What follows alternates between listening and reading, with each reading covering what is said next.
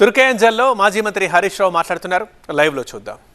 ఆడండి, చెస్ ఆడండి, కబడ్డీ ఆడండి, ఫుట్బాల్ ఆడండి, but you spend time on sports. దయచేసి పిల్లలందరూ కూడా పిల్లలు ఎంత వీలైతే అంత సోషల్ మీడియాను తగ్గించి అయితే బాగా చదవండి లేదా గేమ్స్ ఆడండి. ఇన్స్టాగ్రామ్ చూడొద్దని అనను, 10 నిమిషాలు 20 నిమిషాలు చూడండి, పొద్దున్నాక చూడకూడదు. దాన్ని పొద్దున్నాక చూస్తే మీ కళ్ళు దెబ్బతింటాయి, మీ ఆరోగ్యం దెబ్బతింటది, మీ యొక్క ఫిజిక్ దెబ్బతింటది. స్పోర్ట్స్ అనేది మీరు జస్ట్ మై శరీర దారుఢ్యం కోసమే కాదు, ఫిజికల్ ఫిట్నెస్ కోసమే కాదు, మెంటల్ గా కూడా మీరు షార్ప్ అవుతారు.